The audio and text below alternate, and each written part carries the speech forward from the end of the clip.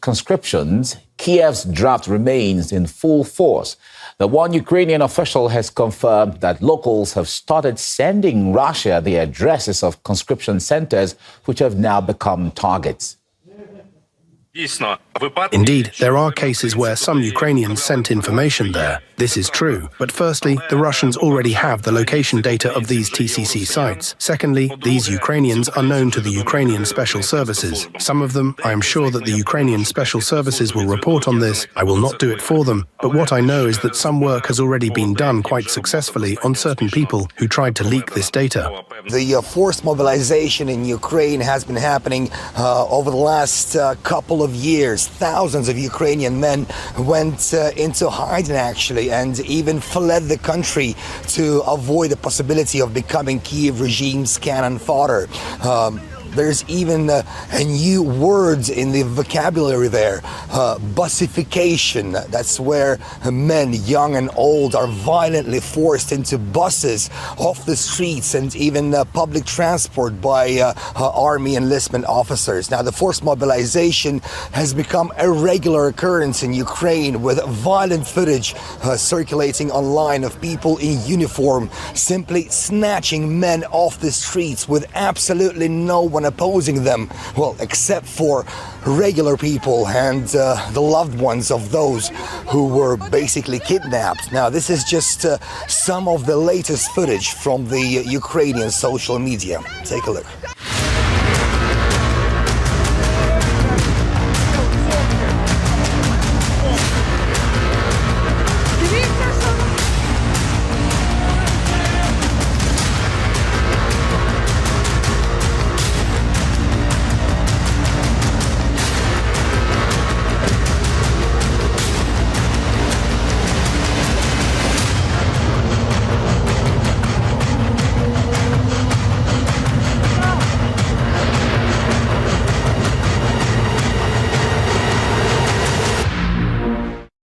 After watching this, it's probably not that hard to understand regular Ukrainians who are actually content with the fact that territorial recruitment offices are being targeted by Russian strikes. And by the way, some Ukrainians, including the relatives of forcibly conscripted men, actually make attempts to help the Russian armed forces to locate the buildings where recruitment offices are based. After successful strikes, Ukrainians are actually thanking Russia for executing those strikes, and we saw many of that online.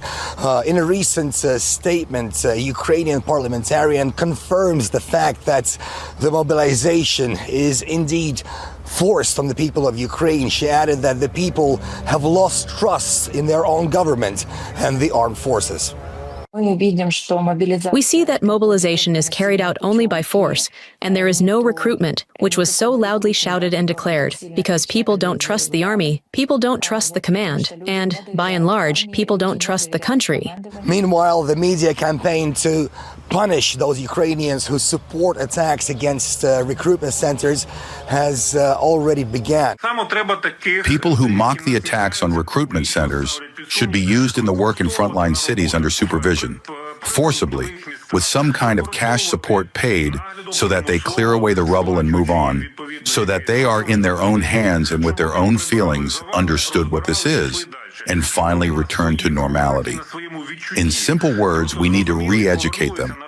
Former unit commander of a neo-Nazi Aidar battalion says that these people should be destroyed, or at least given life sentences in prison. Now, the spokesperson for the Ukrainian Ground Forces Command has announced that the work of the territorial recruitment branches will be reorganized in the nearest future.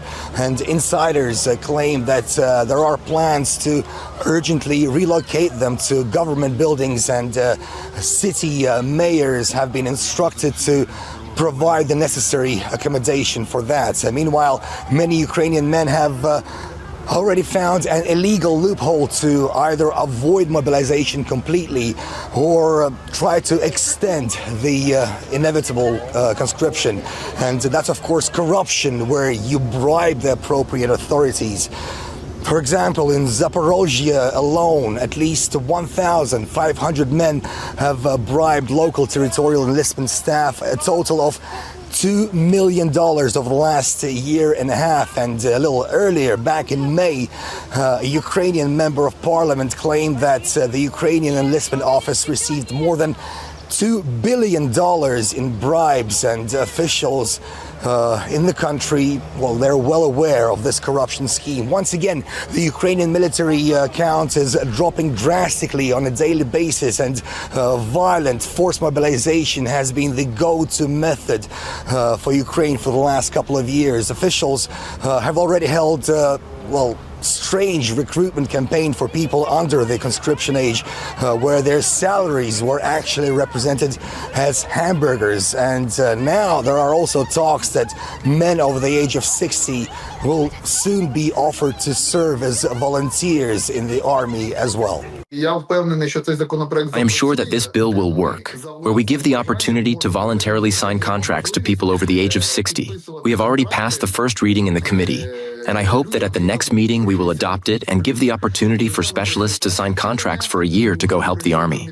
So while the officials of the Kiev regime are trying to recruit people as their cannon fodder, cases of desertion from the Ukrainian military have reached record levels. According to the judicial database of Ukraine, the number of desertion verdicts in the 5 months of this year has already exceeded 25,000, and that's